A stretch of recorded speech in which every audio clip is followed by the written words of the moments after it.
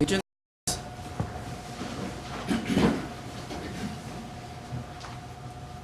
I pledge allegiance to the flag of the United States of America and to the republic for which it stands, one nation, under God, indivisible, with liberty and justice for all.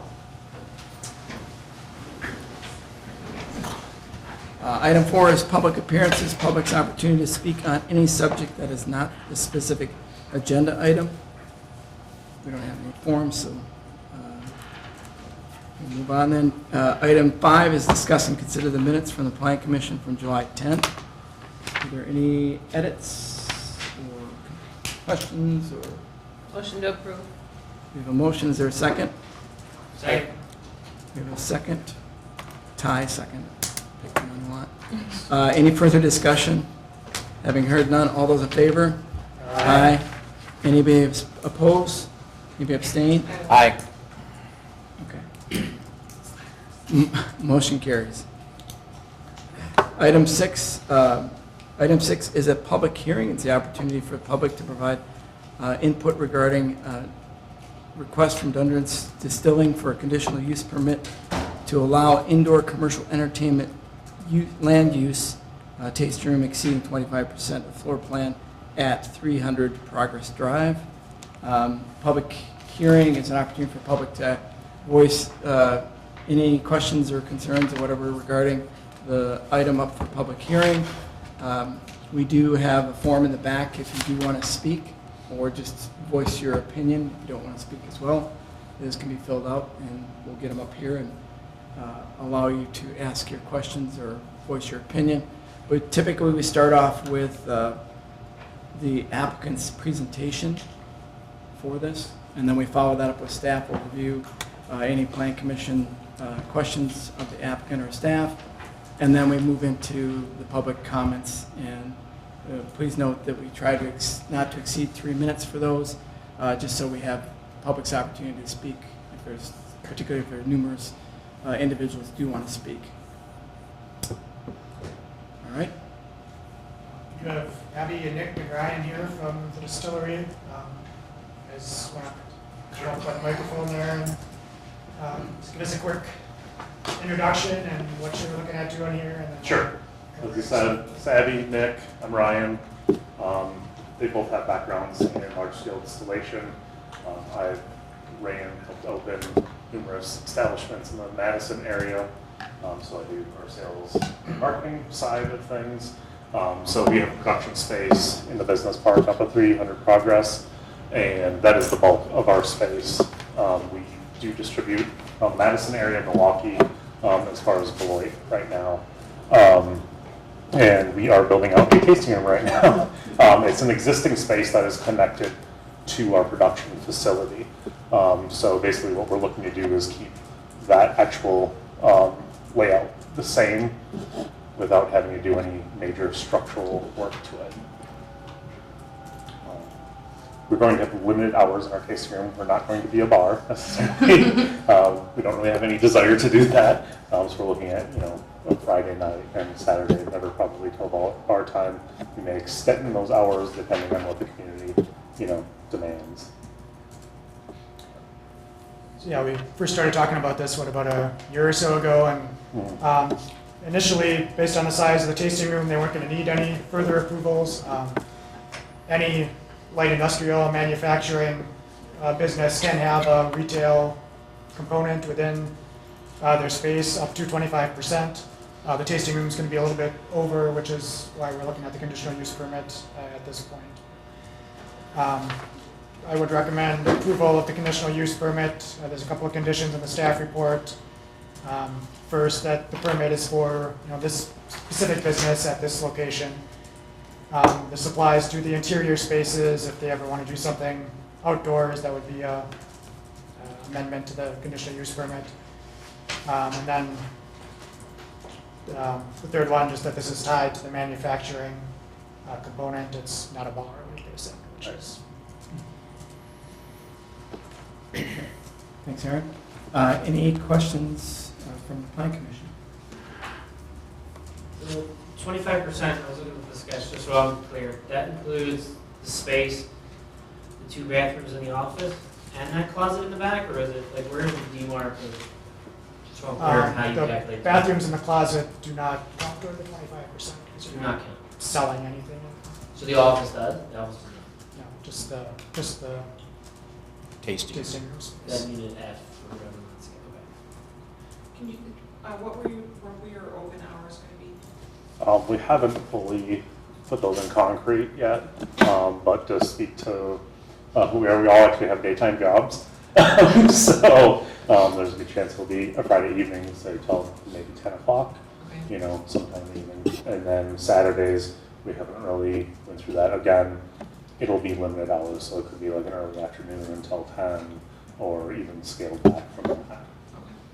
Again, we're highly focused on production versus running a service industry establishment. Lisa, what type of license do they need, or? Right now, for their distilling, they need to go, and they have gone through the state for their licensing, Okay. and they have all their required licenses at this point. Motion to approve with the conditions. Oh, we have to- We gotta close the public I'm hearing. sorry. But, hold on, public hearing. All right, I think we can move into the public hearing portion then. Oh, you have a question? So in the packet here, you're saying like weekends, this is saying like anytime, I mean, 5 to 9 in here, is that gonna, time's gonna vary off of this granting, or is it just open-ended? Based on the conditions, it's open-ended. You have the option to put limits on it, but I guess I don't see a real strong need to do that. Sure. Okay. I had a question. Question? So with the 25%, I see it was noted that you're looking at adding like a second or a mezzanine type space level. That isn't right now. I mean, we were looking at that as possibly down the road just because the space is so small. They're above the bathrooms and the office. There's nothing there right now. So it's just kind of dead space that we can't even like store anything up there, just because it's not structural at the moment. So definitely not in the budget right now to do anything there. But it's something that we might look at in the future. Okay, so then, but that wouldn't be included as part of the indoor tasting room? Correct. Okay, Yeah, not at the okay. But even when it was made, Yeah, that it would be, it would be? if So- we did that in the future. Yes. Okay. I mean, it would be a part of going greater than 25% in this space. Okay, so then that, let's see, it'd be about 90 square feet additional? That is the About 88 amount that it is right now. That is over the 25%. Oh. That additional space, I don't have the numbers in front of me, but I believe it's something by like 9 by, I want to say like 18 or something like that. Yeah, that's what it looks like, about 20, 9 by 20. Yeah, That's something right. Yeah, about that sounds right, about right. yeah. So that's about 90 additional square feet. So does that would increase the percentage amount that Right. it would go Yes, over correct. by more than just the 2? But again, we would be visiting that at the time. We don't necessarily foresee us being that busy that we would need that. But we have to see what that market allows. Sure. Because we can't, again, it's just not the budget to do right now. Right. So, So Aaron, would this conditional use permit allow the way that Yeah. it would allow Basically, them to increase the tasting as long as they're room? still doing the manufacturing, we're not putting a percentage on the retail component of this. Okay. So, yeah, maybe a little clarity on that. I mean, so, yeah, because you got numbers in here, 25% is the limit. Looking at your letter, Aaron, third paragraph from the distance segregation. It says 27.7. 27.7 is the current proposal, not including the mezzanine. Correct. And you're looking for an open-ended, like, not that you want to lose your manufacturing. Like, they can take it to 100%, they can take it to 75% with what you're proposing. Because I'm guessing, Yeah, that's kind as of. far as like if air quotes here, like approval could be say, hey, we're gonna limit you at 27.7 and you have to come back? Or are we saying, Well, I hey, think- it's just open-ended to 30, or like, are we think giving, rather than- are we giving away control, or are we still putting some limits on this? Well, the limitation is that they have to continue with the manufacturing, which takes up Yeah. a I fairly do significant have amount of something- space in there. There's a lot more regulations that I do want to give a little bit more background. Sure. So, as part of our state and federal regulations, the tasting room and the manufacturing room have to have a floor to ceiling wall separation. And so right now, our tasting room is just unit, like our manufacturing is unit E and our tasting room is unit F. And although for this, the bathrooms and office space is not considered in that sales percentage, they are in unit F. And so to add the space above would still only be excluded to unit F. We would just be utilizing all of unit F instead of 2/3 of unit F. But that other stipulations that we are continually governed by at a state and federal level, we have to have floor to ceiling separation between the manufacturing and the tasting room areas. And so we have full intention to keep that as F and E. So that's Essentially, where our we're designation. maxed out in our production space. Yeah, there's no way. There's we're no- gonna- There's no way we're making that smaller. Yeah. Yeah, but if you relocate it, I mean, I think it comes back to, no, I understand that, I don't think there's anything, mischievous, don't feel like this wrong, but I think when it comes to my experience when we've created a motion, there's always been still some control left to the village, that's the job to make sure things are done correctly. So, if you decided this, I mean, what you could have done was segregate it and call it a different business entity, and now it's 100% retail, right? Because you're actually incorporating the entire property.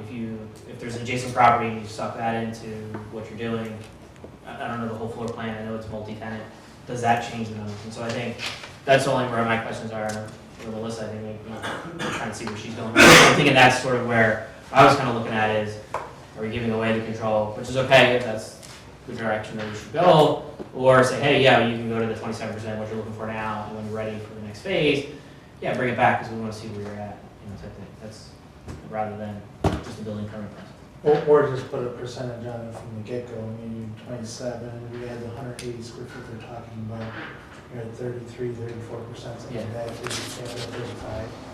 Because then it also sets a precedent for the next person that comes in and says, hey, why is this 25%? If 25% is the wrong number, do we revisit the ordinance? Another question, not your topic, is that a revisit and say, hey, this really doesn't suit Cottage Grove, this needs to be adjusted to 30 or 33.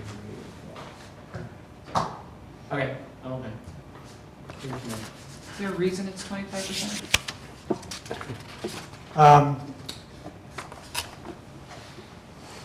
It's, the 25% is for a retail part of a manufacturing facility. I guess the feeling is if it gets much more than 25%, then, where does it become more retail and less industrial? If it's primarily retail, then it should be in a But that's just an retail arbitrary number that some Yeah. board decided, some whenever. Yeah.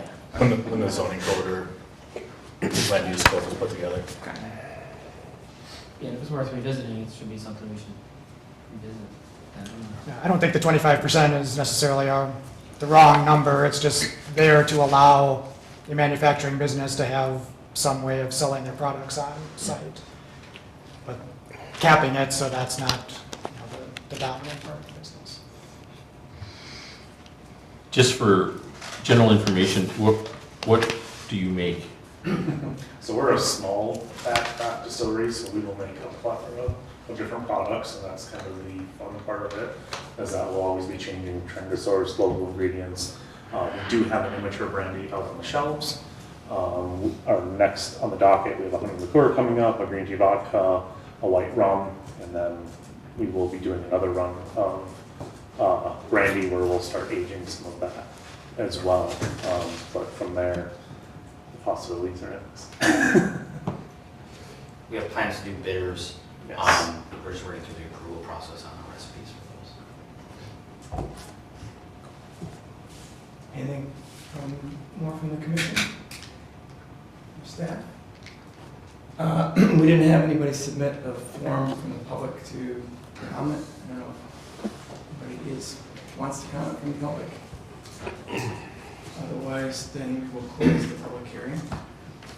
And we'll Move on then to item 7, which is discuss and consider a request from the ceiling for conditional use permit to allow indoor commercial entertainment land use tasting room exceeding 25% of the floor area at 300 Progress Drive. Kyle's been kind enough to do the numbers, but it's just capped them at 35% and what could be on their range. That's kind of what I'm thinking, it gives them the flexibility to add to 180 square feet to the 896 that they're currently looking at, and ends up at 35%. It's 33.3, but. I'll We slow can make it down. 33.3 if That might be too tight.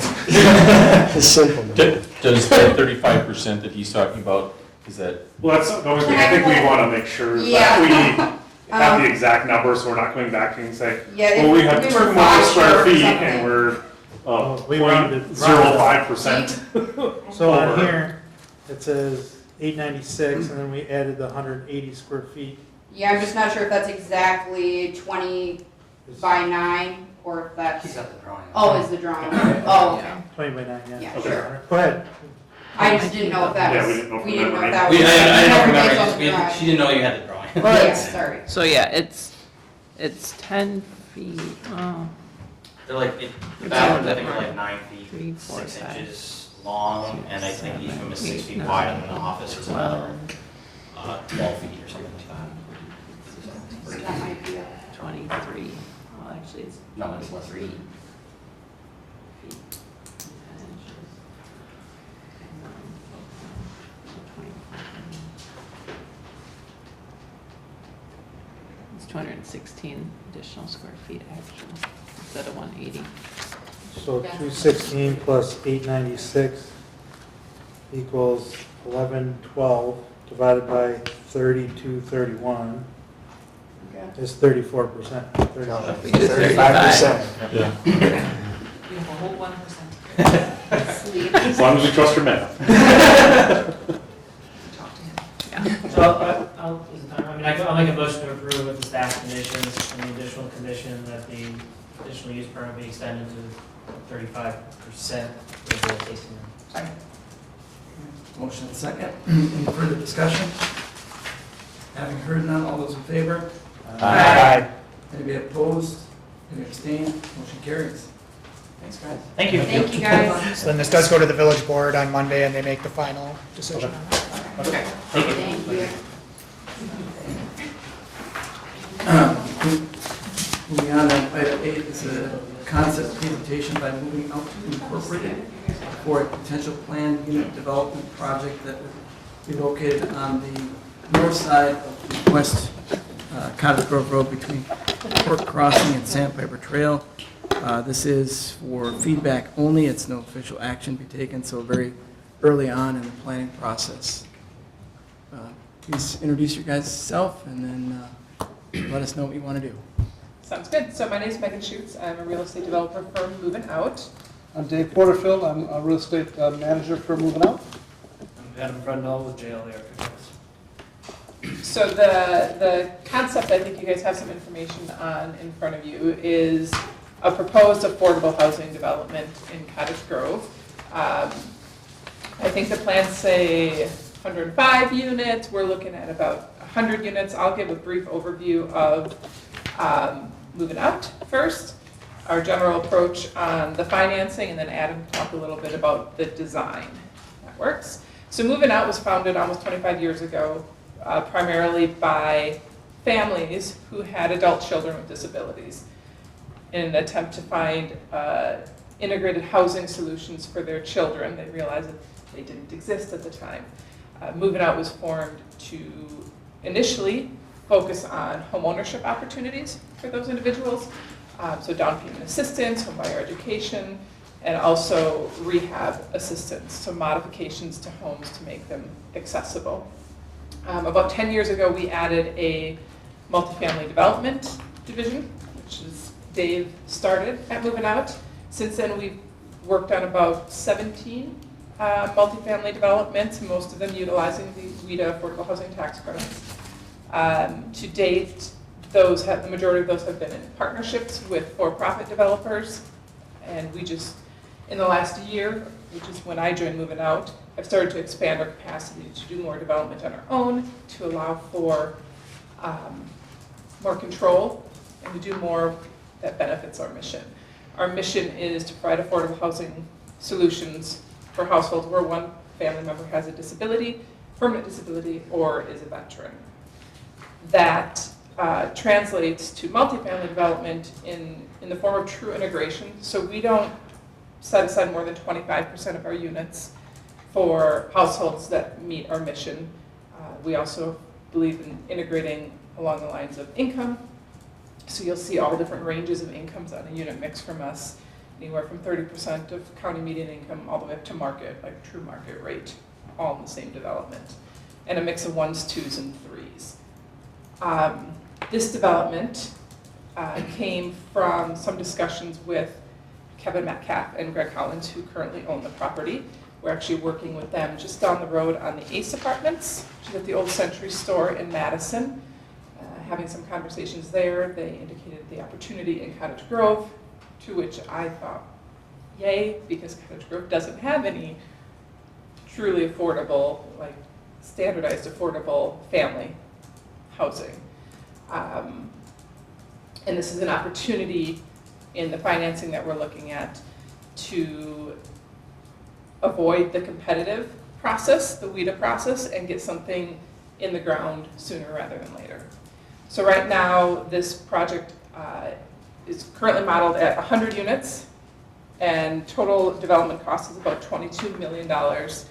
A mix of 1s, 2s, and 3s, again, anywhere from 30%, 50%, 60%, up to 80% county median income.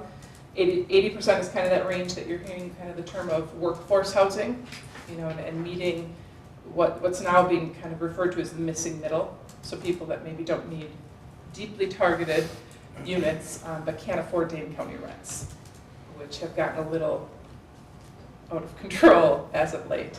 It really is intended to serve the people that live in your community. And right now, I think what you're seeing is a lot of higher end development, people making, you know, that moderate income can't afford to live near where they work. So we felt that Cottage Grove is a great opportunity. It's a great, in terms of amenity rich, great schools, everything that makes housing good, on top of affordable housing being good too. We have already applied to WIDA for the 4% credit. I won't get into too much technicality, but essentially there's competitive and non-competitive. 4% is the non-competitive. So we've got an award there. We have a pending application with Dane County for their affordable housing funds. And if we're successful with that, we could move ahead with closing probably second quarter of 2020 is where we're at. And I'll let Adam talk about the design a little bit. Great. As you know, we're talking about the site that's between Sandpiper and Court Crossing. There's a couple of the main concerns with this site and laying out the master plan for it was holding building presence along the prominent corners. So we wanted to front on the Cottage Grove and also buffering the smaller residential neighborhoods to the rear of the site. So if you want to use the projection, you can move it around a little bit to where you want to kind of highlight. So folks in the audience, we have the plan. Sorry to interrupt you. You're on a roll. So on the back side of the site, we've got about 14,000 square feet earmarked for stormwater management. That also provides a nice space to do some additional greenery. So we have a nice landscaping buffer between the residences that currently are out there and the new project.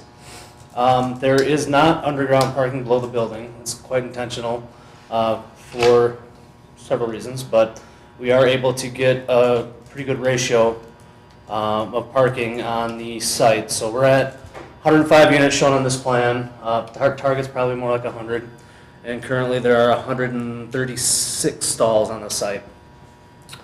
Also, we wanted, the client wanted to have some nice amenities for the residents, so we've got a central playground and some potential for community type gardens. So there's some grilling areas out there, kind of a nice green space that people can hang out outside and not be right on the street. The buildings are behind all of the easement lines on all 4 sides. So you should be pretty good in terms of site position.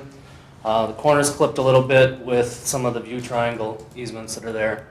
So was one of the revisions, but I guess adding on to the unit comment, this currently is at about 73% or 83%, 2 bedrooms and 3 bedrooms, and 17% 1 bedrooms. So just to touch on that a little bit, we did meet with a couple of the staff before we got too far into the process. And it sounds like one of the greatest needs in the area is 3 bedrooms. So we do have a unit mix that really targets a family unit in 2s and 3s. Those units are, again, it works well with the market and what else is available in Cottage Grove. And again, our design is a design as a starting point. We like to, any community we work in, kind of work with you guys in terms of what works, what you're looking for. But you have to start with something. And we do like what JLA has put together. If you'll notice, there is that little commercial chunk in the middle. We understood that there was a preference for some retail or commercial use at this site. That's one of the things we kind of wanted to talk to you guys about today, because we're not retail and commercial developers. And if you drive around at Madison, you see a lot of kind of city forced retail space sitting empty, which we would want to avoid. What we do try to look for are strategic partnerships. So, for example, we're currently working on a project where the first floor is going to will house a child care center. Our project on the street has some retail space that's committed to Options in Community Living, which is a service organization for folks with disabilities. So there's some good mission alignment with them. So we try to look for those type of partnerships. We don't do really spec retail. It's just not our thing, and it's pretty risky for a nonprofit to delve into that world. So that's part of the conversation we wanted to have with you guys in terms of what your thoughts were on retail in that area. And I should probably just touch a little bit on services. So Moving Out does pretty extensive service plans with developments that we do. We have several MOUs already established for the site as we've been applying for various funding sources that essentially ensures that anyone that comes to live at one of our developments has access to services that they qualify for. In addition, we provide what we call our Community Impact Program. What that does is serves as, there's someone on our staff who serves as kind of the intermediary between property management and residents, and also the community and residents, to ensure that residents have, especially those that are coming out of situations where maybe they've only lived at home with mom and dad, or to just have true integration and an opportunity for someone to kind of look out for them. And for example, we just last week at one of our recently opened developments, one of our residents held a potluck and invited everyone in the building and neighbors to that potluck. And that's the type of kind of social integration we're looking for in developments that we work on. Yeah, I'll just add a little more to that. We're not funded and we're not a service providing agency, meaning human services. We help people to live independently. We partner very closely with agencies in Dane County who are funded to do that. But we don't, and we do that deliberately because we really want to have a separation between the service delivery system and the housing that people live in. Some of the older paradigm to that, a lot of human services that where people also have lived in the community were linked with the housing as a package. And the issues with that for many people that was discovered over time is that if a person wanted to change their service provider, they needed to move. And that really is destabilizing to a person in that situation, especially someone who may have a developmental disability, mental illness, or something like that. Housing is really the foundation, like all of us, for their lives. And so we decouple that on purpose, but coordinate closely with them. So it's an interesting kind of a different concept and model. We're an unusual organization in that regard. And Megan touched on, that we've had a fair amount of experience in doing the multifamily housing in the last 12 years. We've developed over 1,000 units where we're owner and mostly in joint ventures, but we're the managing member and owner of those units, with about a quarter of those units, or about 250, are occupied by this target population. And then the balance, again, is primarily workforce housing. So, when I look at Cottage Grove, I see the incredible amount of growth you have in your business parks and new businesses coming in. And I suspect that if you ask those businesses, that a portion of that labor force, they're challenged in terms of where they're going to live nearby here. They want to live in your community and be able to have that. So I think it's a great asset for a community. As we travel around to communities all over Wisconsin, I'm hearing that same story. It's like, this is an issue for us, and it's a nationwide issue. It's especially an issue in Dane County because of the cost of housing. It's difficult to do this kind of development. It takes a lot of time and specialized skills to do it. So we feel really proud about the fact that we are able to put a team together to do that. In terms of our architecture team, we've done one other project with this group in Watertown, which turned out to be great. We did it in partnership with Horizon Development and Mirrors Development, so I think you might be familiar with them. And we've worked with a lot of the folks that do multifamily development here in this area of the state you're probably familiar with. So we have a good reputation with that. And the other thing I'll say about our tenants is that the tenants we're serving, especially the tenants that are the lowest income and have a disability, they're long-term tenants. There's very low turnover because it's so difficult for them to find housing, and housing is such an important part of that. So we work closely with them and their families well in advance when we're planning the project and when we get to the marketing stage to make sure that it's going to meet their needs.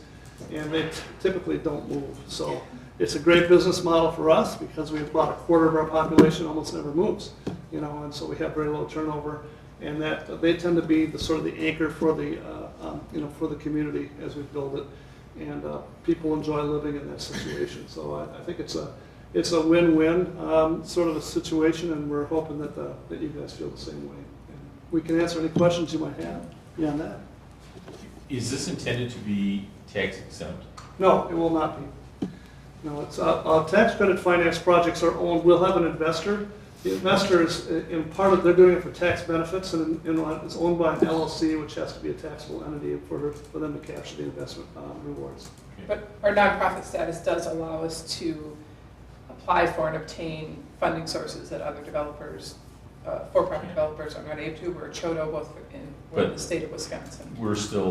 The village still is able to tax the building? Yes. Absolutely. It'll be taxed at an income approach, right, based on because our rents are restricted. So the income approach kind of balances that out. So 25% for the disabled, the folks that you're trying to help out. Correct. And then the other 75% is? They're income restricted, but at a higher level of rent. So 60 and 80%, I think, is the. Yeah, we have 30s, 50s, 60s, and 80s. So different levels of income, and rents correspond to that. So what happens when you manage the property and market it, people come and they fill an application, we ask about their income level, we get evidence of their income, just like a bank or somebody else would do for underwriting purposes, and make sure that their income qualified for a specific income tranche, and then they're assigned to lease that unit. So we're really not going head to head with market rate housing because we're getting a different slice that isn't being served by them right now. So it really serves a different slice of the market that right now don't really have us housing stock to provide housing for. And by income qualified, we should know too, that means you do have to have an income, right? You have to be able to pay the rent for the unit, which I think sometimes gets confused in some discussions. So it's kind of finding where you fit in these little bands. So what happens when someone, hopefully they're successful and they move to the next band and you've got portioned out your building? They can stay. They can stay. They stay in just the next unit that comes up that they would qualify for, we just swap it. And say, okay, instead of a 50, this is a 60 now. Yep, makes sense. And we do have ACC Management, who's a Wisconsin-based, well-known, affordable property management firm. That would be the third-party property manager. We don't manage any of our own deals. No. So is it a year lease and you review and? Yes, usually a year-long lease for everybody. And you do have to income recertify, but you don't that doesn't mean you never have to move. It's just part of the process. You have to agree to say, yes, this is where I'm at for income, so that we can adjust accordingly for open units. And you said the property manager, is it someone on site? Yes, or- there'll be an on-site property manager assigned to this location full-time. Okay. And to bridge any potential gap with the retail space, this land is in a TID, if anyone wasn't aware of that, so we can, Yeah, we want to we know can about work, that too. we can work with the Community Development Authority Yeah. on discussing any potential assistance with that. In terms of, we did a similar kind of a project with Stoughton, City of Stoughton and Watertown and Waterloo, so we've worked with all these communities around here where they provided some incentives, TID incentives to us to be able to make the project work. And, it's an open book situation where we're gonna ultimately sign a guarantee for a minimum amount of taxes that we pay. And we expect that that's, where our tax bills will ultimately gonna be roughly land based on our estimate of, what our income is gonna be, which is, as Megan mentioned, the low housing tax credit program, under state law, is assessed based on the income approach. And so, your assessor has to take that into account. So we need to work together to make sure that you're made whole, or you feel like you've gotten what you expected in terms of your return for investment on this. So at some of you, I'm just kind of trying to work through the tax aspect of it. Do some of your projects then have like a pilot payment in lieu of tax, or just? Typically not, they're just taxed on the regular tax bill, but the assessment is a little bit trickier. Well, but if we do have a TIF, we have done projects where there have been TIF loans. It comes in as a loan that just gets repaid back through the property tax payment annually.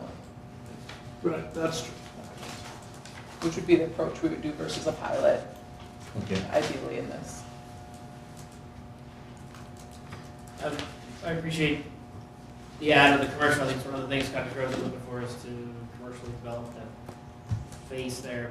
But I think also looking at parking, as being a destination, and it's not quite, I don't know how it's going to work out. It's something to think about for future states and how staff is going to help some of the council. In terms of amount of parking, or Yeah. how it's laid out, or what do you think? Yes, I mean, if you have residents parking up and it's a coffee, say it's a coffee shop, I don't know, and I want to go for a cup of coffee and there's no parking in your lot, there's no Right. parking really on the street. So it's just something to Right. think Yep. about. It's just that. The only other kind of comment is that one of the things Cottage Grove doesn't have, as far as I know yet, is a bus into Madison. Right. And so I don't know if, with 100 dense units, I think it's an opportunity for somebody, I don't know how that all works, to say, hey, We would love it if you did that. Is that something that needs to be, and obviously that's beyond, I think, the scope of Right. Well, here, but it's something that to consider. It's a big property and it's a lot of people. For our people with disabilities, many of them rely on some form of public transportation, not necessarily a regular transit bus system, but transportation to get them to and from their jobs or to healthcare or other things, so they get help with that if they don't drive, but some don't. So typically our parking demand is somewhat less than a typical because of that. And I think that, part of this, it's the parking, in Madison, they want to have all the parking behind and building front. I'm not sure what the village is looking at here in terms of, so this is just obviously a first step concept, and, we're flexible to something that would work with you to hear back what you're looking for and try to come back to meet that. And I would say in our experience, one-to-one parking is about, on average at most, that affordable developments. There's heavier 3 bedrooms here, so we acknowledge that. But we also know that a fair number of our referrals, so 25% of the units, tend to not have a vehicle as well. And rely on shared transportation services that they get through their service plan. And I just heard that Sun Prairie is now going to be served by Madison Metro, so maybe it's not far behind. That'd be great. I think just one route. I think they're the only. So yeah, it's been tough for neighboring suburbs to get Madison to expand. That's I think They the want first to pay one. for So things. yes, Yeah. yeah, and they're approaching 40,000 population. So But again, and again, I should note, we acknowledge that we know Cottage Grove isn't an urban infill location, right? So we're looking for residents who, if someone wants urban infill, they're probably not going to want to live in Cottage Grove, right? So you're balancing kind of what your target market is. And really, we feel your market here is people who who work nearby and want to live near work and want to have good schools and everything that comes with that. So I got a couple things. So parking, we brought that up. I know in some of the other developers, when they've came in, we've encouraged them to do the underground parking. So that's been kind of a big thing. That is an awful lot. I mean, if you have tenants that, with a disability that do drive, I wouldn't want to watch them out in the wintertime scraping and shoveling and everything like that, a vehicle out. I'd like to see something addressed with that. The other thing we talked to another developer about was he had done two different types of buildings. One was a great big building and the other one was several smaller buildings of more traditional style that would pretty much forever blend in nicely. And I don't know, I like that approach better than a big monster building, especially in Cottage Grove. Madison's a little different. That's my take on that. Yeah, you kind of answered my management issue. You are on site. You do have a third-party manager, so that's good. And then the comment just on the income approach, that's not an uncommon thing in the commercial end of buildings and taxing. It's not uncommon to tax based on the income and the rent that's achieved, so that's nothing that's super unusual. So that's it. I'll just note on the underground parking, it's something we considered. With being able to go the non-competitive route, we're more limited in our kind of per unit costs and what can get funded by these various kind of wedding cake financing we have put together. And that would, over the number of units, be a significant cost increase. We'll look at it and see what it would look like, but I would be a little worried about it. Probably we'd have to do, the tricky part is if we had to, some of it, we'd probably have to charge for it. And then it's like, well, what's the market for that? People aren't willing to pay when you have no place else to park in Madison, and then you pay. But in a suburban location, like, I'll just park outside, and so we built it, it doesn't get used. So. But we do have existing units in Cottage Grove with underground Yeah, parking. I mean, it can be done. It just depends on what people are able to afford. Yeah, so. I don't think there's a problem with conditions in terms of that we know of. Not that we know of. Yeah. Okay. Would there be a way that you could do just like maybe one side underground rather than the whole complex? Sure. I mean, look at that rather than the whole. Just to get rid of some of them parking stalls. Or if there are people that do want to pay the extra. Yeah, I mean, that's the issue. And I think it would be probably, we really want to tune in on the market and find out if we felt there was a need for that people would be willing to pay for that. Yeah. I should note, tax credits can pay for parking. If we have to charge for it, they can't. So that just kind of adds that. Okay. It's a weird kind of gap figuring you've got to do. Have you done it before? On a competitive application, yes. And that essentially means that there's pretty much double the tax credits available on a competitive application. And but it also means that some of the sourcing that we have stacked wouldn't apply for a competitive. The logical source to help us with that is additional TIF. So, it's just it's math. So at some point we just can't do it. So, but if it's important, I mean, it might work for you and balance for you. So are your rents fixed then, or? There's a cap on the rents, and so the bottom is what the market will bear and what we feel like is going to be feasible. And of course, for our mission, for that 30 to 25% of the units, we try to make those as low a cost as we can, so that we're sure to have people, because people are talking about live on SSI or some very modest wages, don't have much money, and that's really our mission. We're doing all this for that. So for example, a one bedroom 30% right now, we've got at about $480 a month to keep it, and that's not affordable for some people, to be honest. depending on their SSI income, but that's a 30% income. And all of the other, the 60 and 80% units are discounted too. We didn't just go up to max. We kind of looked at the market to see what we really thought was sustainable, and we also want to fill it up, right? That would be our first goal. Have high rents and sit empty. It's not ideal. What does your security look like for a project like this? There'll be a complete camera system, a full-blown security setup for this. We pretty much, I have to say that with any kind of modern multifamily apartments, you really, we consult and work with our property managers who are going to help us, who really are in their day-to-day, and make sure that they are keeping the project running properly and safe. So they'll help us to lay out with our contractor and with the architects the proper security systems that are needed. Does that extend out to the large parking lot areas? Sure. And we'll have outdoor cameras and lighting. Do you match the design of the building to what's around it then, or? Well, So CVS. yeah, there's certainly ways to draw on the context, and I think it is important to pick up on rhythms and language that's around the area. Don't use artisan as the model. Yeah. Okay. We were big on that, to establish context for everything else that goes around. You go to different towns and people, the planning commission always says, don't do that. But across the street behind you, kind of like that.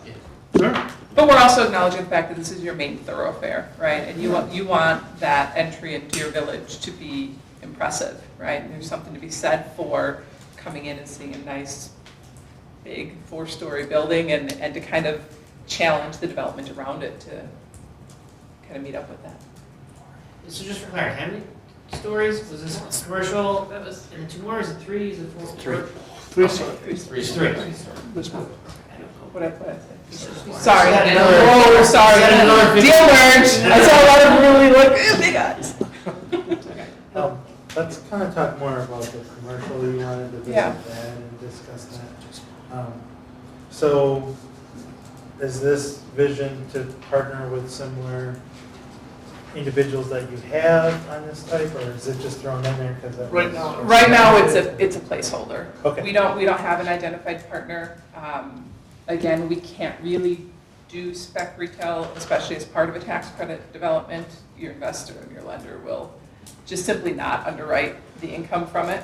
So you have to build it without any income, assumed to help. So you don't get more first mortgage or anything out of it. It's kind of where the TIF comes into play. But even at, so that's part of the conversation. But we also don't want to build something that's not got an intended use for you guys So either. I did reach out to Colonial Club. The staff recommended that I do that. I talked to the executive director there. They don't currently have any plan. They do a lot of services here, but really the main service delivery location for them is their facility in Sun Prairie. They do stuff for people in their homes and stuff. They said, well, that'd be nice, we just don't have the money, they have to raise the money to be able to either operate it or purchase it from us. We conduit it for them. What we've been doing with the project that Megan mentioned that we're doing for the child care center, we're doing that project at most of the development work we're doing, there's no charge for that time. We're doing it and we'll build at a cost for them basically, which is a great deal, for them. So we'd be more than willing to do that if there was a community kind of facility that you wanted. There was a funding source to pay for it, either lease it or be able to purchase it from us and we could condo it out. We'd work closely with them to design it the way they want it and everything, but we just have to make sure that there's a way to get paid for it or to cover the cost of it. That's ideal for us. So just to be clear, so renting out that space doesn't benefit your side of it at all? No. So Not upfront. I mean, long-term, yeah, we'd get the income from it, but we'd have to pay for it upfront by simply, I don't know, we don't have a source to pay for it. Okay. So what you're saying is in lieu of commercial, possibly a community space, so that would be? We're kind of open to anything, understanding that there's probably some activation you guys are looking for on that street and what that looks like. open if you guys know someone. We're open, we're just limited in what we can do at a spec level. We will have a community, community room for the residents, not this, but, that's built just for them, and exercise and some other, amenities for them. That's what I was getting at, I'm kind of figuring out what type of amenities your buildings offer. Yeah. And then along the lines of, with the, what was that? And there was one more thing, I think about it. I can't. Oh, does your property manager like have an office on site or Yeah, something? so that falls under these? on-site office, there'll be a large community room, there'll be a fitness center. We usually try to build some sort of indoor children's play area. That's kind of starting to be part of our new standardized approach. Units will have storage, exterior, additional storage outside, apart from their unit. But yeah, the community room, our community rooms get used pretty often for a lot of these kind of social things we talked And about. it can be open to the surrounding neighborhood too. It won't be a gigantic room, but it's, if the Boy Scouts or something need a place to meet, we do that too. So it's a good community. Our goal is to have this be an asset for your community. So it's not just, an apartment building, but something that's gonna, people are gonna know about and hopefully value and invite us to be there. That's our goal. So, let's just say there wasn't community space that we wanted and commercial didn't make sense. I mean, are we looking at 6 more units or what would? Oh, At this point, because of the funding applications we have submitted, 100 units is kind of what we're at. Okay. That is what it is. so we built a building to suit that.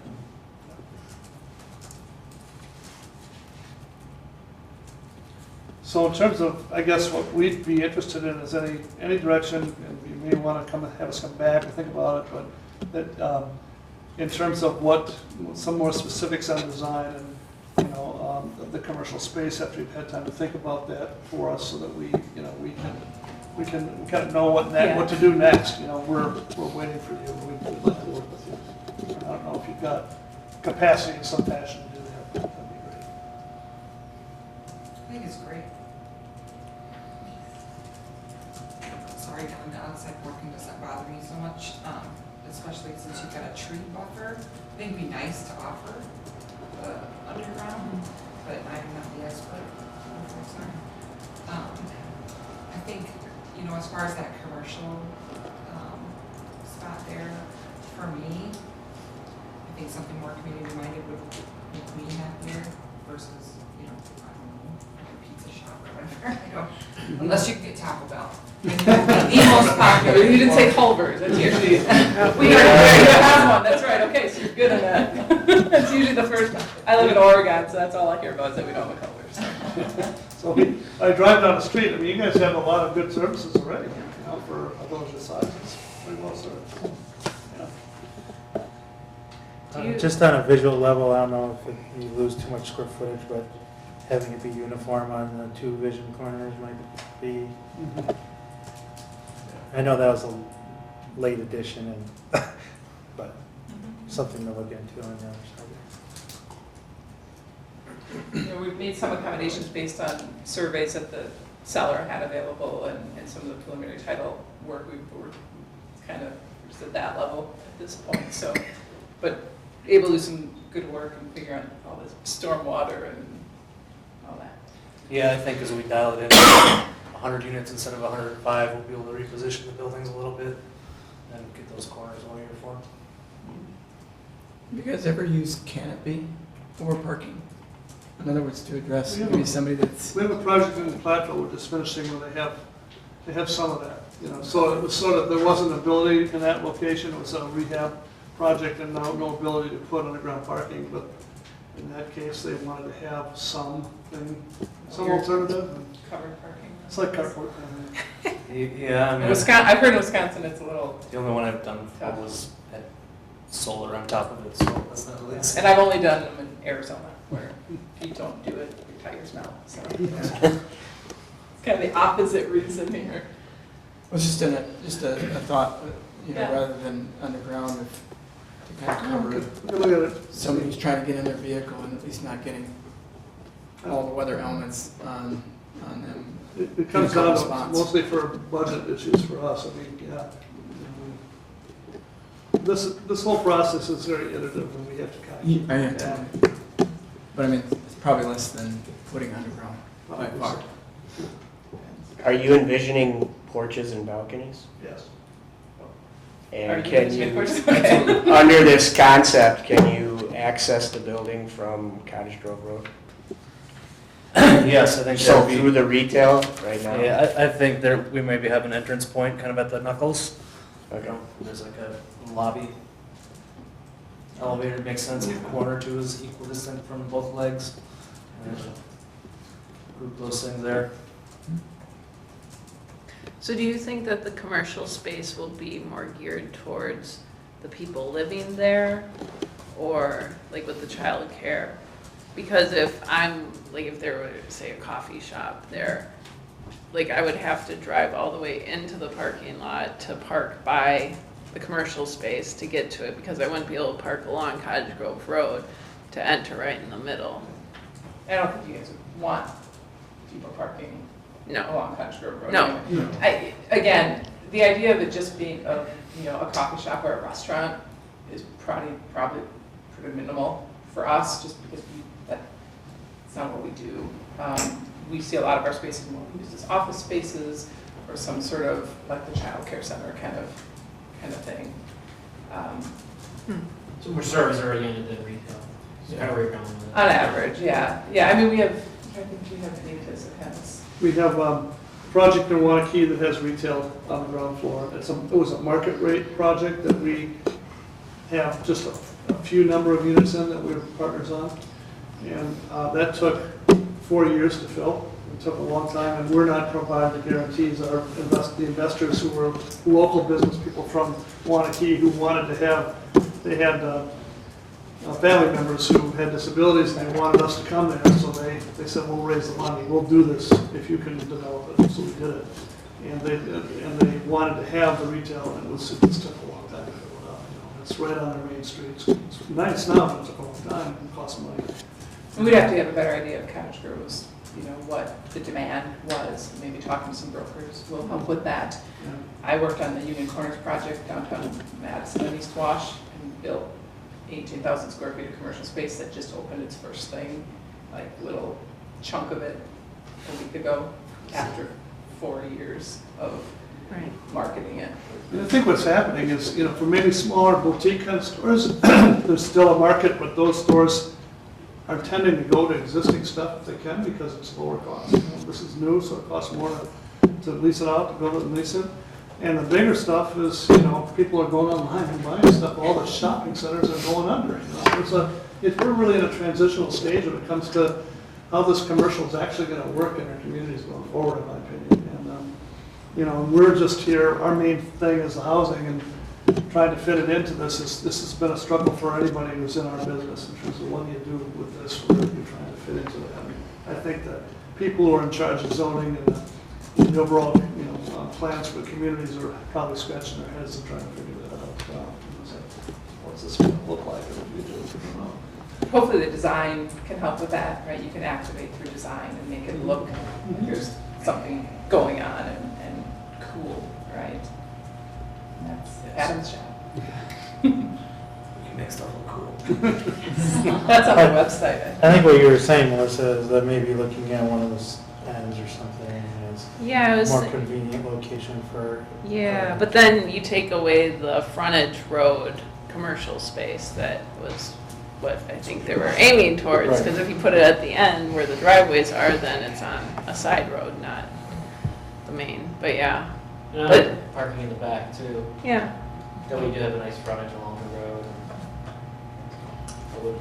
Well, maybe the community center goes in the middle where the commercial is, and we do grab one of those corner spots That'd be great. type thing, so that people can get in and out quick, if it's something Yes. like a Mexican restaurant. If you know a Mexican restaurant that would like to purchase some space, That's been a we'd love to demand talk to in the them. community for a while. I think they're gonna need more parking spots. It's like a Mexican restaurant, though. Probably I like the design. Yeah. Okay. Any other questions, or Erin, you'll let us know kind of about next steps? Thanks a lot for your time. Thank you. We look forward to working with you guys, for sure.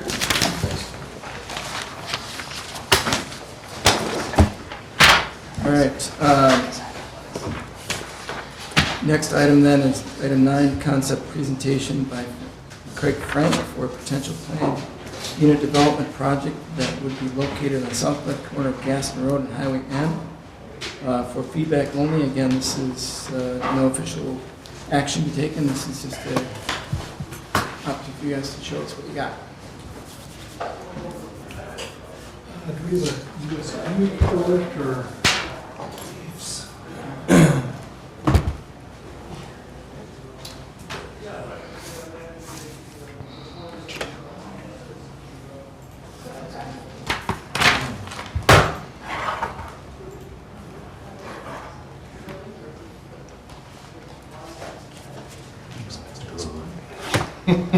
Just meant to do the right thing. Hi, my name is Craig Frank, CF Investments. I'm here with my son Corey Frank. We have been developing for 25 plus years in the Dane County area. Put up about 125 million or so in real estate. Have done some developing in the Cottage Grove market, but as time flies, I guess it's longer than I thought. 15, 20 years ago, I did a small development in Cottage Grove. Get through Cottage Grove every other day or so and head north on in, and been kind of monitoring, of course, what's been going on there. And from my perspective, has always been a nice focal corridor for the north side of Cottage Grove. And it's nice to see that it is starting to pan out in that manner. And that's what attracted us to take a look at developing in the corridor. So we currently have an offer on 5.6 acres at the corner of Gaston and N. And we are proposing a mixed-use development there. We do not have, what I was hoping to have here today was a preliminary plan for the mixed-use portion of it. But I am working on that diligently. I have actually hired an architect out of Chicago who is very innovative, and we're looking at introducing potentially a concept to this market that the Madison market hasn't really had. So this week yet, I'll be going down to Chicago and viewing a couple of sites, and we'll just fully assess the feasibility of that type of product for that site. Less that product, what you see here is more of a traditional U-shaped building on that corner of Gaston and N. We just laid out something more conventional to confirm that it will comply with requirements. And we feel fairly strong that that type of concept would be a good fit for that site too. So on my end of it, I'm hoping to have the full site assessed here this week yet, and come back with a proposal for the mixed use that we'll have defined. Where we stand right now, we're projecting 96 units to 108 or so on that site, 3 to 4 story building. Our commercial component would be facing in. But again, what we're looking at today, since we don't have those details finalized, is more of just a discussion of the overall concept. Corey here did put together a PowerPoint that he'll go through with you, and the lands to the west, we have 4 8-unit buildings sited on that. And we have some pretty strong plans for that we can tonight go through and discuss. So I'll let Corey take over now. So just to touch on what you already mentioned with the site plan here. So corner of N and Gaston, you have Culver's right there to the east across the street. What we have here on the west side would be 4 8-unit townhome buildings. These buildings would have underground parking, 2 stalls, underground parking for each unit.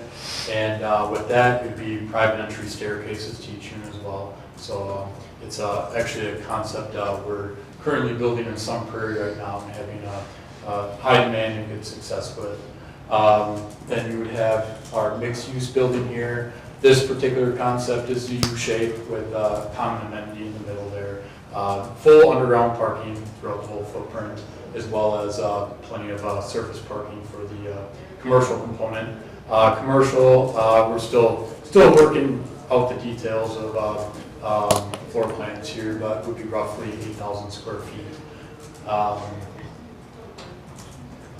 Got a couple of sample pictures of kind of the exterior style we'd be going for.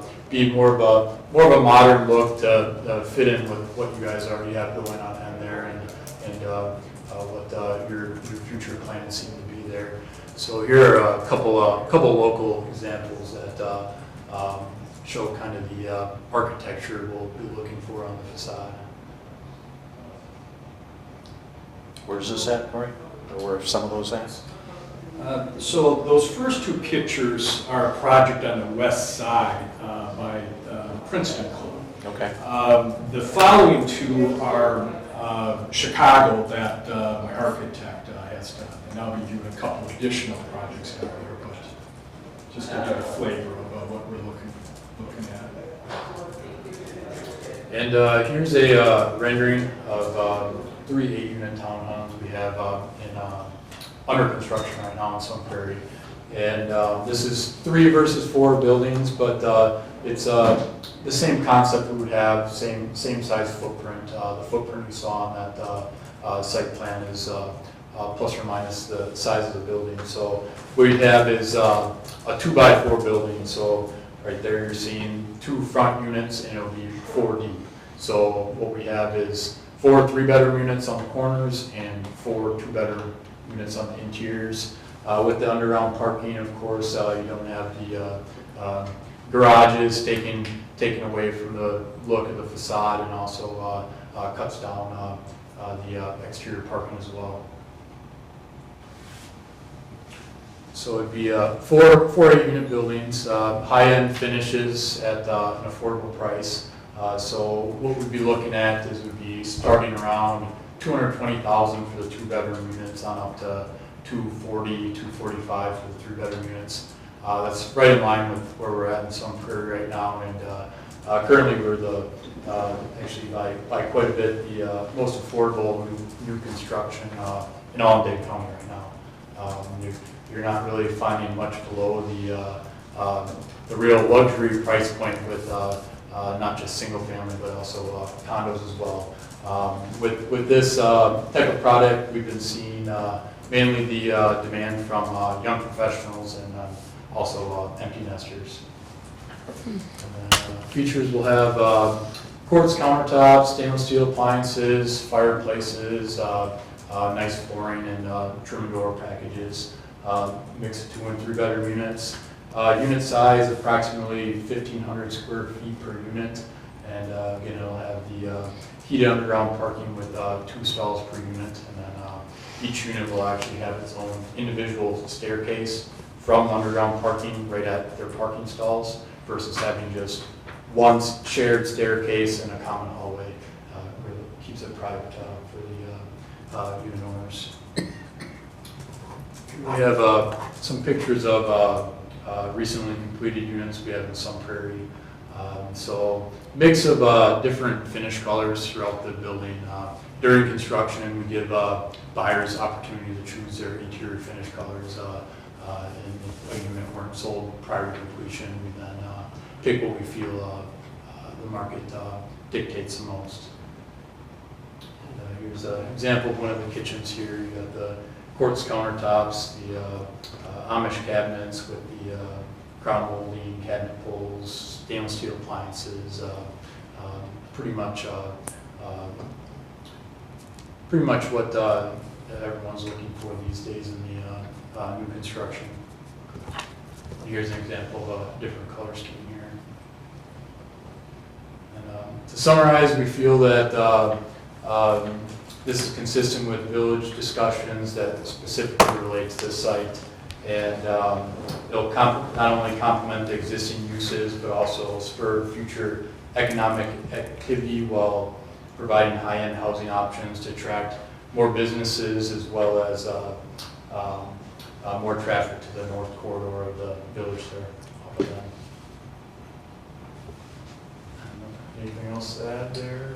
Well, I think that covers it on our end. Obviously, we're here to get input, and while it would seem we're in the early stages right now, we would like to try and complete at least the first phase into next summer. So we do have a pretty tight time frame that we have to try and accommodate here. So that's why I'll hopefully make my decision on the mixed-use building this week, and we can come right back and have further discussions on that too.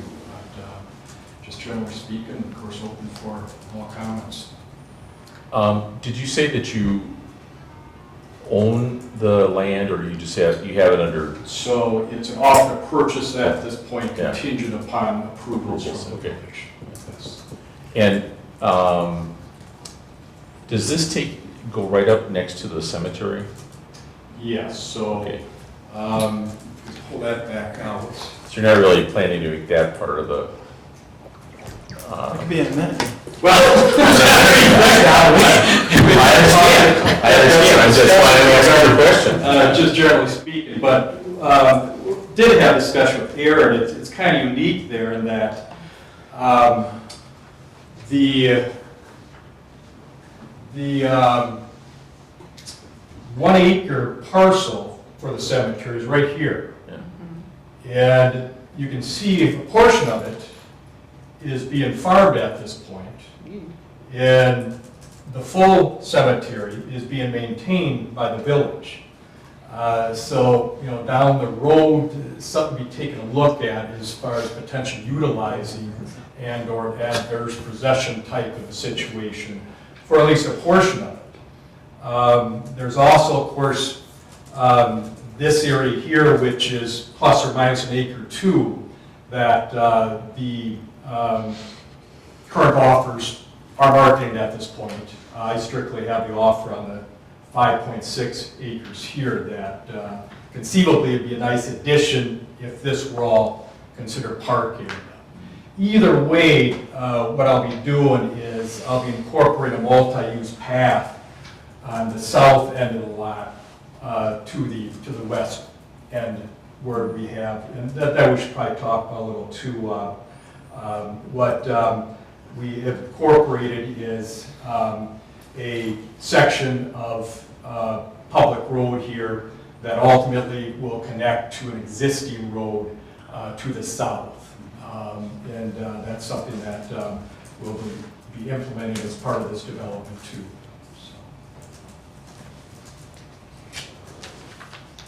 Just trying to be practical. So just for clarification, the mixed-use building is 100 units plus or minus, or is it 60 Yes. units plus the 30? Okay, so it's 100 on there and 32 on the... You bet. Okay. And there's a big need for affordable condo use in this area, so I really like the way that that's looking. The price point sounds good. What I'm seeing in photos, it looks like it would have good appeal to the open marketplace. Yeah.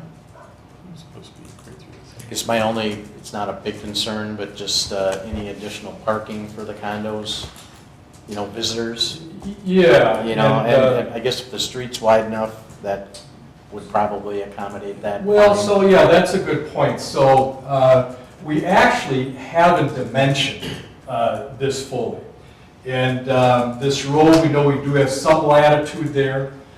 So once I develop the final site plan for this, we can fine tune all the above. And yeah, then we'll assess, potentially how many stalls there would be for street parking.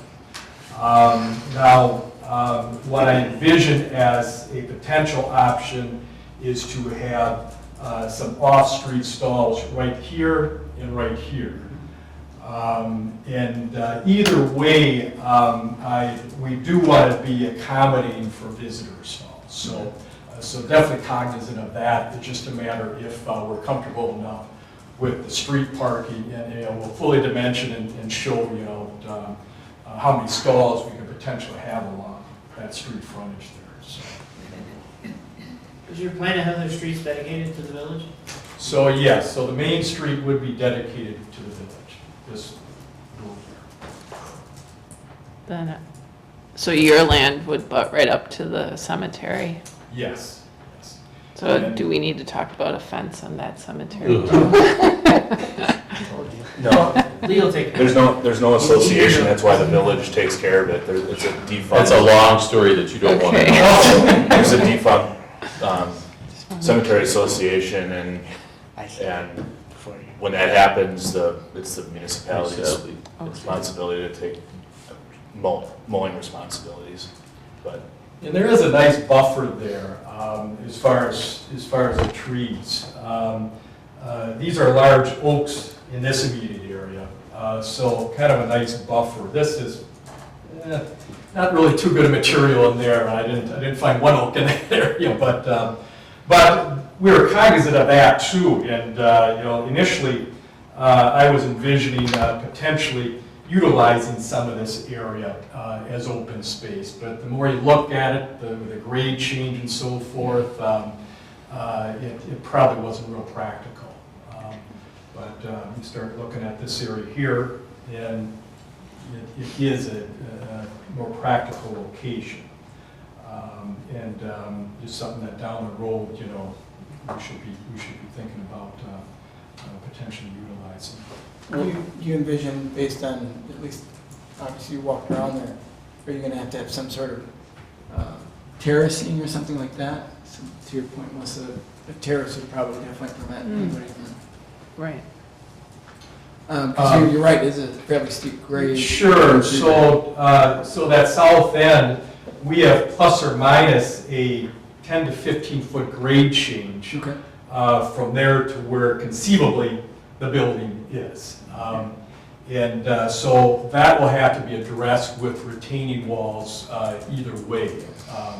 It's just a matter to what extent and what we end up with. Again, I'm still envisioning and hoping that we can put a pedestrian path through there, but we haven't engineered that fully neither to assess the grades. Mike Hawkins is my engineer on this project, and he just couldn't attend tonight. He would have talked a little further along the lines of that, along with the CSM element to it. Strictly for the CSM, what we envision is 2 or 3 lots. So this would be one lot, and here we would potentially have a lot line here and 2 lots, or one full lot. So, But it'd be one phase? So phasing, that will be market driven. My pro forma right now is quite aggressive, but it's assuming a build out within 2 years. The demand for this type of product typically isn't quite as strong as a lower end type of a product. What's nice about it, just like they're saying with the moving out firm, their lower end stays longer. Well, luckily our high end stays just as long. So that's the advantage we have with that. It takes a little longer to absorb, but it's a longer term tenant. Without a doubt, there's going to be a certain pent-up demand that we already have from the adjacent uses that we have. And the thinking is that, of course, we're just getting started with this northern corridor here, and there'll definitely be more people that will be interested in this product down the short-term road. And needless to say, that will be an amenity that business will fully appreciate when they're trying to assess whether they want to develop in this corridor, to have that type of a product out there available for them. So, I think that southeast corner, you're gonna end up making a a right-hand only egress out, probably for fire and safety. So some sort of protection barrier against the cemetery, I think, would be prudent, but I'd like to see where this ends up going. I mean, it's a sketch on a Google map at this point, so. sure. Yeah. That's an expensive one. I'm getting talk about No, it's good. Maybe you didn't anticipate maybe the condo units going first and then the larger building, or? Well, I'm looking at working them in conjunction. Okay. What I always try and do with a larger building is have a phasing plan anyways. And this one, I'll be coming back with a potential phasing plan of it too. But I've pretty much conceded at this point that we will more than likely have the full parking component installed initially. And the second portion of the phasing would be working in conjunction, but we'd be focusing on completing the first phase to make that summer deadline of next summer. Okay. To allow for that market. And in turn, we would be initially starting with 2 of these 8-unit buildings and following through as market allows and hopefully within that 2-year period. Yeah. So just to clarify, that when you say mixed-use building, saying commercial and rental, or commercial condo and rental, or you know, that building at this point, what we have is the use of the 8,000 square feet office retail and the remainder apartments. Okay. So. What have you done for management? This type of product here, I typically go with Madison Property Management. And they'll be back and put a little presentation on as far as the market dynamics too the next time around, and give you a better feel for what they envision also as far as our potential clients. So. What type of commercial do you envision in there? Well, in the past, it's been a real mix. And what I envision here is, and we've had some inquiries actually already with some feelers that we've had. It'll probably be more office oriented. There is a certain base that is looking for the nicer scaled type of office. So we'll potentially have that type of a prospect. The retail end of it, we don't see any fast food or any type of use like that we envision, and it's real difficult to accommodate those uses at times too. So,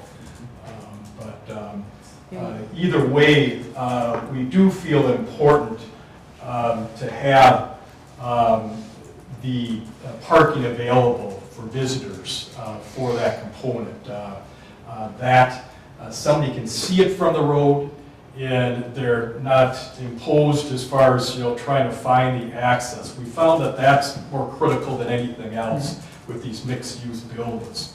When you have that building fronting the street, it reduces your use substantially, and you just don't get the impact that you would for that given use, no matter what that use is. So, And right now, I believe that's the requirement for this 8,000 square feet, I believe was in the 27 stall range. And this concept here has plus or minus that all on the frontage. What we like to do, and with this concept, we should be able to, is also allow for a few stalls in the underground parking for the office or retail owner or the employees. So that's a real plus too that you don't typically have. So. Can the condo owners use the common amenities? Something we're actually just still working out. The common amenities we don't have finalized yet. So once we determine that, that's my ideal, scenario that we are able to do that. Okay. But it's dependent on the amenities that we can put on that site. And I don't like the dead end road. It's going to stay that way for a long time. Yeah, unless we connect it through now. Well, And you may have to, depending on water and sewer, how you gotta get it up there. I don't know what that engineering will be. Long term though, it should be a definite benefit for, to bring in, future developers of the remaining land there, having the street already stopped that far. And that's not in the tax district, right, Aaron? This is This is in the tax district, so we could build the road on the tip, They'd be building the road. the whole length. Well, Oh, no, he's talking about Take the whole thing connecting. through, like, the next agenda item we talk about, there's amenity, right, there's a update. And I'm jumping ahead. What is it, the page, I'm jumping ahead. Page 41, you're showing that mixed use area number 5, and you're showing that road. Okay, over straight through. I don't think the TID could, I mean, it's not in the TID project plan. No, I don't, yeah. So, and the current owner, I don't know where he's at. I'm assuming he doesn't have the financial wherewithal or the expertise to be implementing that either, since he of course owns the remainder of the lands there. And we have to obviously work with him as far as purchasing, those lands. I think that end is something to talk about, because it's gonna be like that for a while, or blow through it now and build a plan, even if it's white line. Well, I just think it's going to be hard to plow. Make the road. And if there's a fire, it's going to be Yeah, hard. no, the services are gonna be an issue on that short list. Even the trash collection, you gotta turn it from.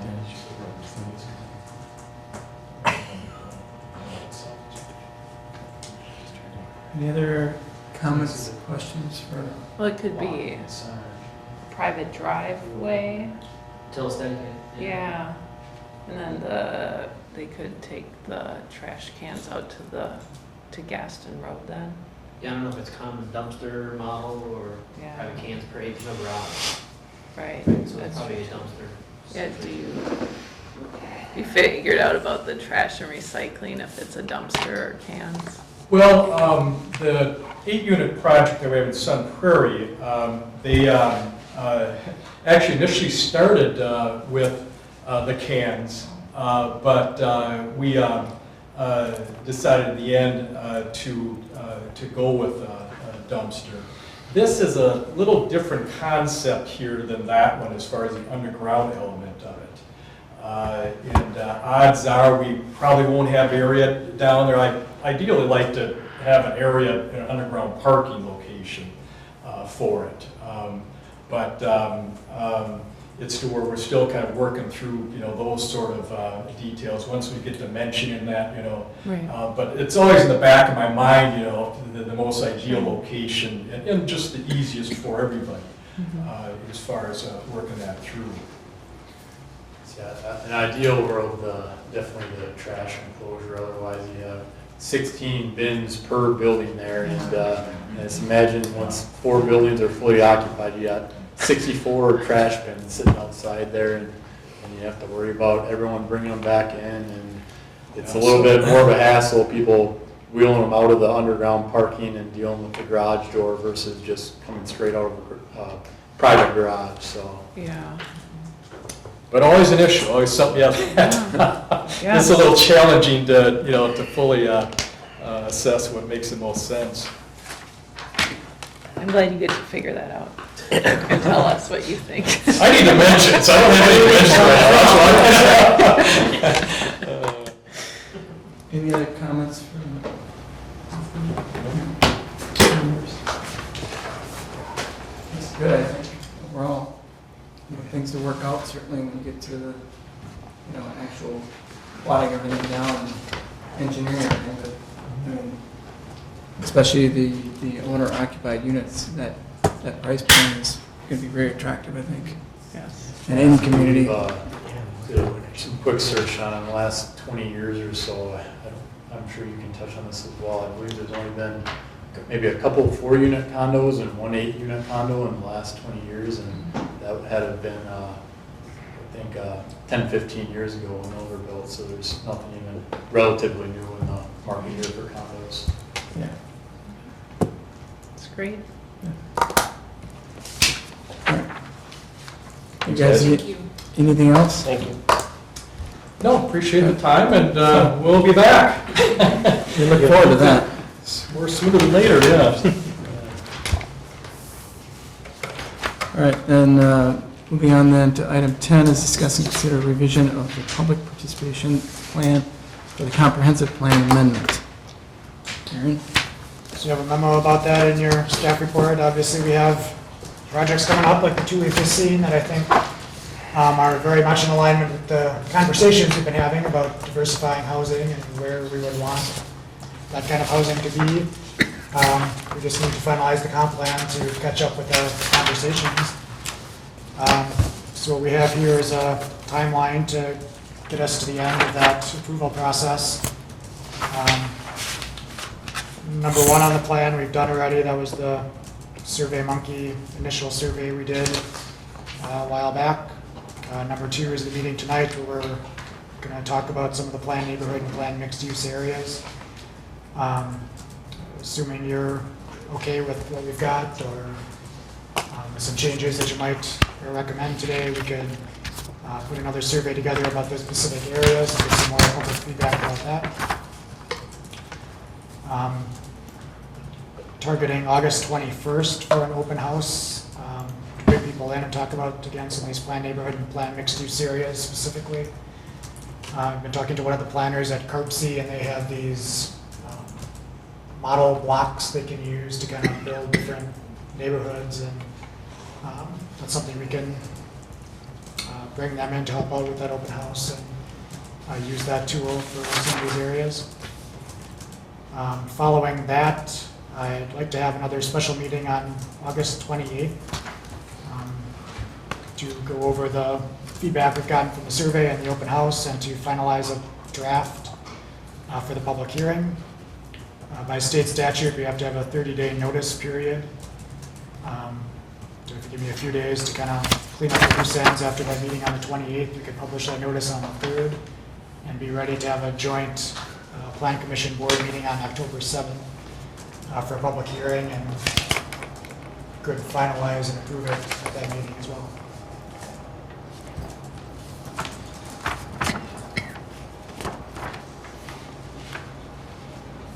So would that open house be something that we would be at, or just an open house, or? I guess you're not required, but if anyone wants to volunteer to come and help out. And what would the hours of that be? Probably similar to a regular meeting time, like 6:30 to 8:30. So you're looking for a motion? I mean, Yeah. it says discussing. Yeah. I won't be available on the 28th, just.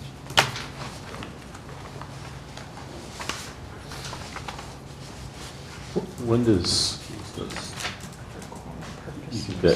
any of that or summer vacation going to interfere with your kind of like 5 and 6? Wednesday, Or 5 and 6. August 28th. August 20th.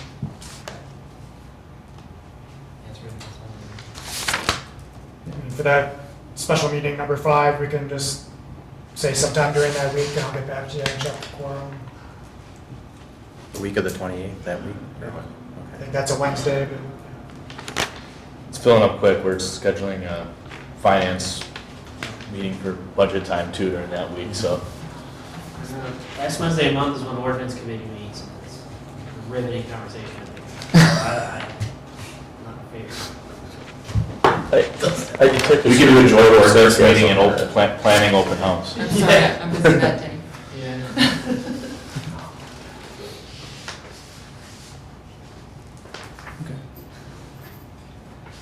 I'll reach out and finalize those. Yeah. If you're looking for a motion, I mean, I motion to go with the staff recommended plan, with the provision that you might have to flex some of the dates depending on participation availability. Second. Motion and second. Any further discussion? Having heard none, all those in favor? Aye.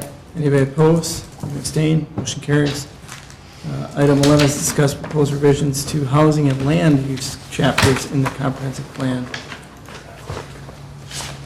I was expecting to get to this a lot sooner, but so I guess we can try and hurry this along. The handout you have at your desk, I think you had the proposed future land use plan in your packet, but this puts it next to the current one just to help visualize a little more easily what's changing and what isn't.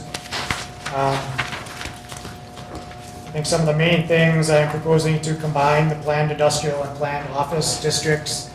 Found in the Commerce Park, there's a lot of overlap between those two things, and just combining them, I think, simplifies matters, especially as we look at the land north of I-94, where those are kind of the two uses we're looking at up there. Aaron, have you checked with other municipalities to see if they're doing that similar type of thing? I mean, it kind of makes, it's logical, so. Yeah. So I live in Sun Prairie, and I was part of their comp plan amendment on their steering committee, and they have a district called employment. So it's kind of a everything catch-all for You haven't given any good stuff though, have you? Okay.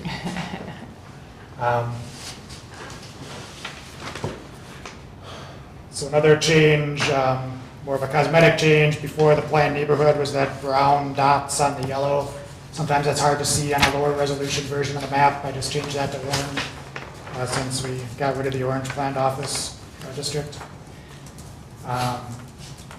You'll see in the old map, we had a whole lot of planned mixed use areas. And when you read the actual description of the planned mixed use areas in the plan, what they're really talking about is the kind of projects we were just seeing, very specific, mixed use buildings, more urban type nodes. Whereas I think in the past, we were kind of using it as a placeholder for future areas that we didn't quite know what they were going to be. So I'd like to get away from that. You can see the huge mixed-use area we had north of the interstate has become, that office industrial area, and we're really looking at specific areas like the sites we just saw for that mixed-use district. And then I'm also proposing a future development area on the new map. Areas that could develop within the 20-year planning horizon, but areas that we would probably prefer that they wait until the adjacent areas fill in first, whereas we didn't really have that sort of phasing in the current plan.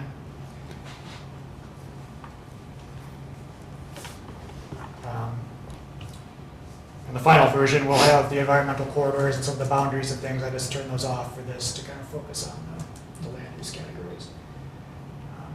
So I don't know if there's any questions on that. Otherwise, we can move on to some of the other materials. The town properties that are intermingled there, kind of like in the middle, was it the northwest kind of side? You really don't have a color designating them, or because you removed those boundary lines, I guess. It's like super light yellow. I don't know. Yeah, that real pale yellow is supposed to be single family unsewered, so that's kind of town well and septic subdivisions. So it does match one of the colors here. It's just the way I printed it. Okay, fine. Yeah, the color coding down below, it's not quite matching up with the above. It's a little brighter than that pale. Yeah, could be the printout, but yeah, I wasn't sure if that was. Because it does say unsewered down below. Yeah. You can pick a different color, so there's a little more differentiation. Yeah, and if you could, I mean, if you're making it, that first column of color blocks under the land use categories, add some space between the double road Yeah. things, so you know which words line up and which. It's just, you're fixing it. Yeah. Okay, okay.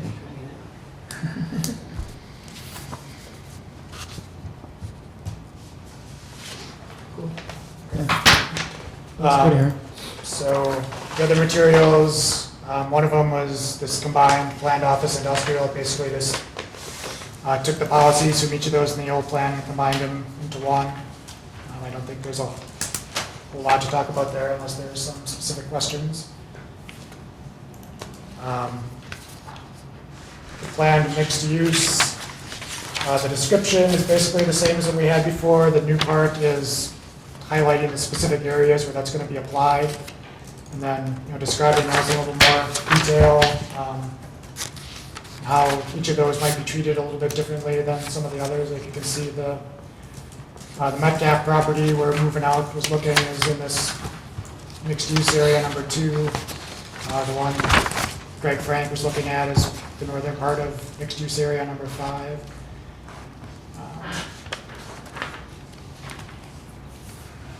So I don't know if there's specific questions about any of those.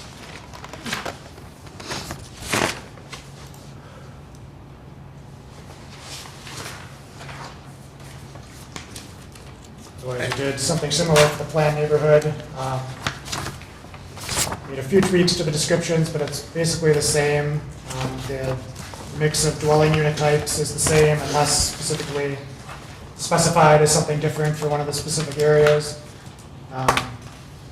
So we had, I think, 11 planned neighborhood areas where we're showing different densities of single-family housing, and then places where duplex or multifamily could be appropriate. Not necessarily saying that those whole areas will be filled with multifamily. It still comes down to the unit breakdowns, but those are areas where they would be more appropriate, generally along the main transportation corridors. We generally have larger lots, lighter densities adjacent to the existing town subdivisions, kind of similar to what we did in Shady Grove. We show some future roads and connections, but we also make clear that these are placeholders. They're subject to final engineering and things like that. But it gives developers a starting point and direction, and should help, get better when people are coming in, they're starting from a better point. I like that you have the primary landowners under each of these.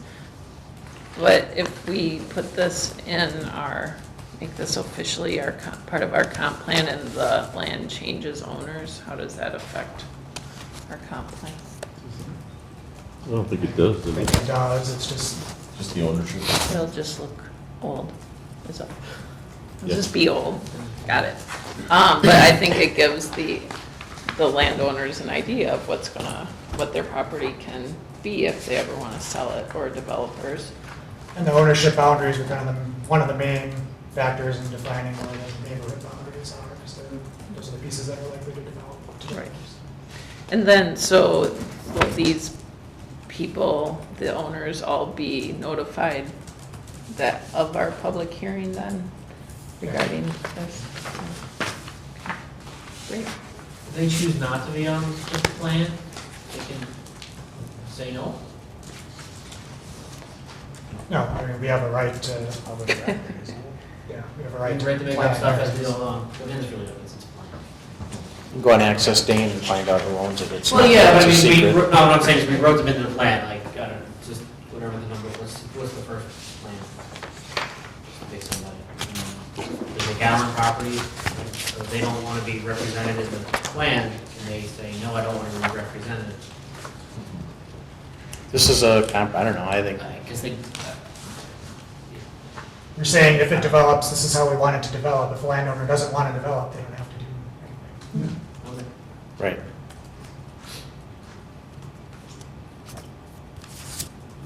I think it's helpful. And I can reformat these into survey that we could put out there. So this, just so I'm clear, this update is all part of that, it's gonna be a part of that process, to finally approve like out in October. Okay. Yep, okay.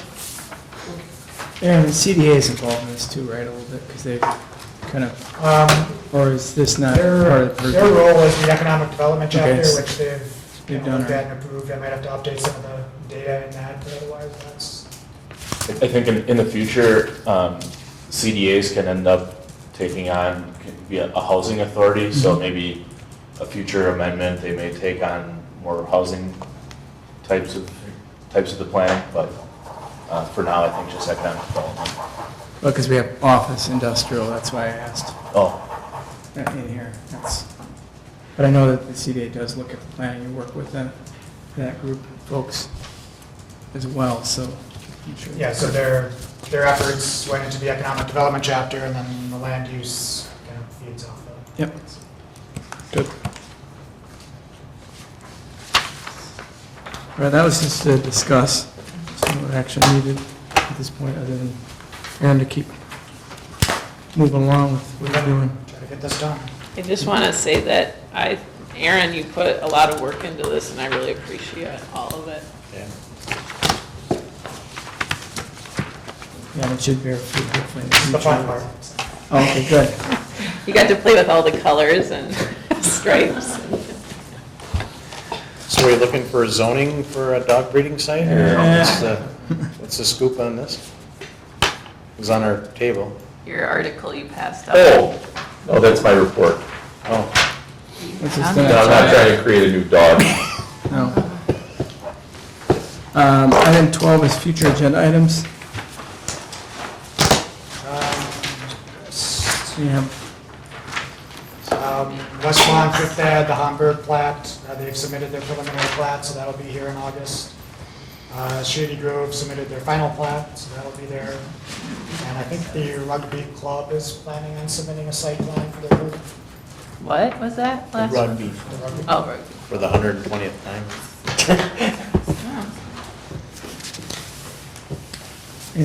And then just a continuation of some of these other items we may pop up too as well, depending on. The next meeting is the second Wednesday or the first Wednesday of the month? Second. It's the second. August 14th. All right, last item, item 13. Well, okay, that's fine. On your table is a copy of a memo that I did for the village board, and it points out the importance of the process that's used to come to a decision, particularly when you're doing conditional uses. And, but in overall, it's the way that things should be. And our recommendation is to stay away from talking with the developers. If the developer has something to say to you, then he or she should be willing to say it in front of the whole board. It's just some common sense items that that we hope you'll follow. And then interestingly enough, there was just a conditional use that was decided in the Spring Green area involving a dog raising dogs for experimental purposes. And one of the one of the people on the board said, well, our attorney said that we should only follow the law and not our personal opinion. And that's exactly right. So that's why I mean, it's just sometimes gratifying to see that others are giving the same kind of advice, and I think it's pretty self-evident of what we should be doing, but that was more for clarification or illustration. Or your homework. All right, we have a motion to adjourn. Second. We have a second, non-debatable, all those in favor? Aye. Thanks, everybody, for coming on a special night. We didn't have commissioners.